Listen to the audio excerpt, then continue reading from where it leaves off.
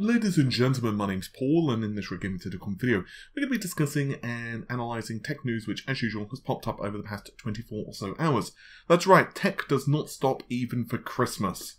And with this in mind, the first topic will be Nvidia releasing yet another GeForce GTX 1060 card. This is going to be a 5GB variant. The changelog for HWinfo has been released for 5.7, and we see the support for 10mm Ice Lake, Whiskey Lake, as well as AMD's 400 series chipset. And finally, Google decides to welcome one of Apple's key chip personnel into its fold. But, as I said, first things first, the GTX 1060 5GB model. As of now, this model appears to be exclusive for the Chinese market. So what is it? Well, it is essentially still a full core count GP106 GPU. So we have 1280 CUDA cores. The difference is, as you can probably surmise by now, it has 5GB of memory.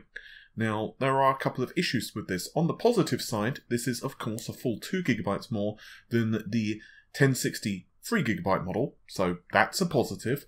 The problem is it also has a smaller bus width, and this means it just has 160-bit bus. So it has just 160GB per second of memory bandwidth. Compare this to the 6GB model, which can have memory running at 9 Gbps, as well as, of course, 192-bit memory bus, and you're looking at quite the deficit here, with its memory bandwidth being 224. So there is quite the difference between the 1060 6GB and the 1060 5GB. However, even the 3GB model does have significantly more memory bandwidth. Despite the RAM chips running at the same speed, 8 Gbps, you do have that wider memory bus, so it has 192-bit versus, once again, 160. So 192GB per second versus 160GB per second of memory bandwidth. This information originally popped up on EX Preview, and then subsequently videocards.com managed to grab a couple of different images of the Gigabyte GeForce GTX 1065GB WinForce OC model. Just rolls off the tongue, doesn't it? Very, very simplistic, very catchy name. You obviously will not ever mistake that, especially if you're someone not so much into the technology. You'll be like, oh, that's definitely something I can understand. Anywho, Gigabyte have confirmed the clock speeds for this card are 1582/1797, and this is running in OC mode, whereas on the other hand, gaming mode is a little slower with 1771 MHz in boost. So exactly the same as the 1060 6GB variant. Now, of course, some people are not happy about this and they're screaming, well, yeah, it's another card, it's muddying up the lineup of Pascal cards. Honestly, at this point, Pascal's lineup is already pretty damn muddy anywho. And as I said, to reiterate, this is going to be a card which is going to be exclusive for the Chinese market. Now, whether, of course, some of these are going to wend their way over to, the US, and UK or whatever, in other words, Western shores, we'll just have to wait and see. Frankly, this is probably going to be a card we'll have to wait until some benchmarks leak, which they inevitably will. But until, they do, I can probably proceed, like you, with the assumption this card is going to be ample for, 1080p gaming. If it's probably 1440p, it's possibly going to have a few issues. And of course, it's going to also be kicked quite firmly in the butt by the 1060 6GB model, especially in scenarios which are more hungry for memory bandwidth. Anywho, HWinfo. So this information comes to us from the website tomshardware.com, where they spotted the changelog. And we can add some nice levels of complexity to Intel's processor lineup. So we'll start with the Intel side of things first, and HWinfo. So HWinfo is actually a very nice application. It, along with Ada, I use quite a bit for benchmarking. I suspect some of you who tinker around a lot with a computer, you probably know it as well. It's not so bad if you get processors several weeks after launch, when typically you have core temp, CPU-Z, and other such processors, applications, not processors, which have been updated, and it's not too big of a deal. However, sometimes they will misread the specifications of stuff, and it can also be a bit of a problem with like GPU-Z for graphics cards as well, especially if once again you get things like a couple of weeks early. Now, HWinfo is really nice, but what we have here is once again support for 10nm Ice Lake and Whiskey Lake, and this has been added into the changelog. We'll get into once again the AMD stuff in a moment.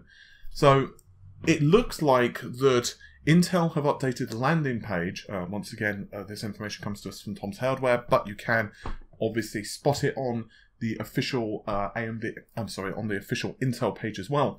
And currently, Ice Lake processors are being listed at just 15 watts for the U series and 4.5 watts for the Y series.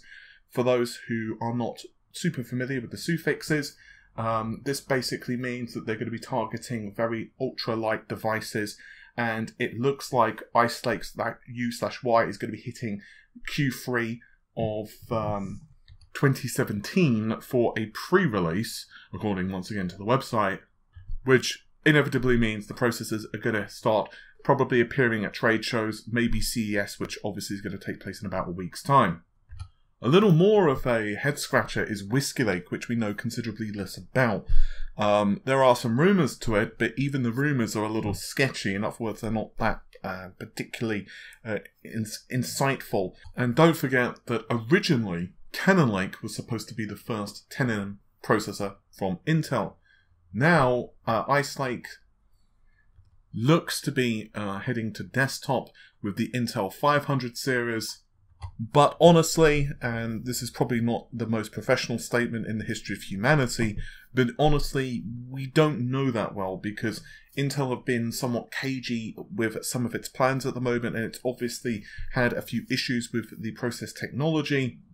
So if in a week or two after CES, the dust clears, and I turn out to be completely wrong with what process actually comes out and what we see appear for the next architecture on desktop, whether we see Coffee Lake replaced or whether we see this Coffee Lake refresh with the additional cores, or we keep hearing those rumors about 8-core Coffee Lake, and we've not really heard anything since. We've never seen any evidence of it. We'll just have to wait, unfortunately, which is incredibly frustrating.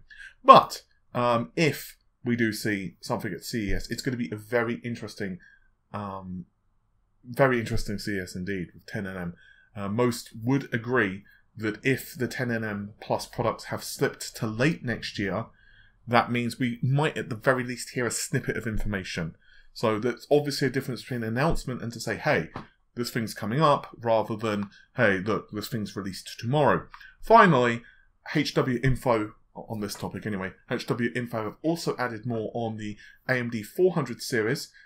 We did discuss this a few days ago, and it basically brings PCIe 3.0 functionality to the root complex of the AM4 Pro Monterey platform. We can probably expect these chips to appear at some point early next year alongside the 12nm low power Pinnacle Ridge refresh. For those who haven't been keeping up, I'll very quickly go into that. The 12nm obviously is going to see reductions in power consumption, so we are expecting possibly higher clock speeds, probably not, going to be running at 12 gigahertz, but maybe 10, 12, 13%, depending on if AMD feel particularly boisterous and if they've made a few other small improvements, but let's say conservatively about 10%, possibly a few changes on the actual design of the chip. I highly doubt that the rumours concerning, the chip suddenly being brought up to 12 cores or anything is going to come to fruition, but obviously we can only wait. My personal guess is we might see a few small tweaks here and there, possibly to the power consumption, perhaps also, and perhaps the most tangible and logical thing for them to bring in is also the reduction in latency for the caches. This is something that, of course, Threadripper does enjoy right now, so logically it's not going to be a hop, skip and a jump to say that yes, this is also going to be a thing for 12nm Ryzen processors. And just be 100% abundantly clear, this is not the same thing as Zen or Ryzen. Well, actually, let's just use the word Zen 2. Instead, this is going to be Zen Plus. So most likely, Zen Ryzen 2000 is going to be built on Zen Plus, and then Ryzen 3000, assuming those naming conventions are kept, Ryzen 3000 is going to be kept, is going to be using the Zen 2 cores, whatever they end up being called. Switching to Apple for a moment, and continuing the company's good fortunes, he says sarcastically. Google have obviously been competing with Apple some time now. The two companies are about as friendly as the person whom just suffered their Ferrari being dented by you. That was a terrible analogy, but still. Google have hired John Bruno, and this individual is incredibly important for Apple, or was incredibly important for Apple, because he founded the Silicon Competitive Analysis Group over at Apple, and this was the team who essentially were instrumental in the iPhone/iPad processors being developed and staying ahead on competing platforms. So it's most likely, and once again, we have a LinkedIn profile here, he is being listed as a systems architect. Now don't forget that this individual had been instrumental in many companies. Before Apple, he was hired at ATI and then became a chief engineer at AMD, and he was responsible for the development of various processors there. And don't forget that Google have been incredibly boisterous when it comes to gobbling up talent. We've seen them cannibalize veterans from Qualcomm, and now of course we've seen them from Apple, and so on and so on. So it's probable that they are looking to develop their own in-house chips, which obviously makes sense given the Android operating system and so on. So it'll be curious to see how all of this comes together, because back in the day, Google weren't really a phone company. Yes, of course, that's a bit of a stupid statement when you look at Android, but they are not the producers of the hardware. And now, of course, over the past several months, with the Pixel phones, they've become incredibly, I would actually go as far as to say incredibly competitive in the mobile phone arena. I mean, there's so much advertising at the moment with the Pixel phones.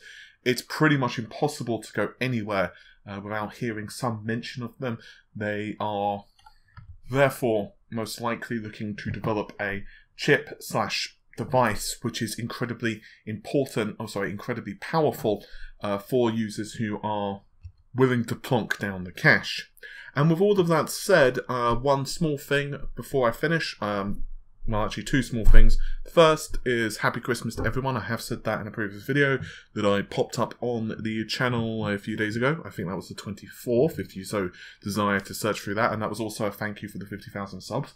So I want to thank you again. In that video, I've had a couple of people messaging me, asking me about this. In that video, I mentioned that I might be heading to the United States. And I can tell you that I am definitely heading to the United States. I will be going to Seattle, and that will be on the 28th of March, and I'll be there for a couple of weeks. So if I get a couple of people emailing me or Facebook messaging me, you can email me at paul@redgamingtech.com, obviously.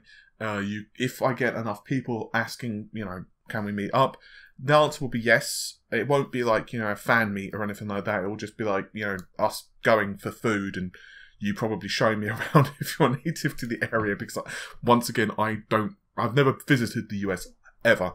So this is going to be an interesting time, I feel. So as I said, if you fancy hanging out, do email me at that address, or you can contact us via Facebook. But I would heavily suggest you email me at paul@redgamingtech, because it's a lot easier to kind of, figure out who's coming and stuff like that. Once again, it's not going to be a planned meet, with tickets or anything like that. It's just going to be like, oh, okay, 3 or 4 of us are going to some place and going to get some food of some description.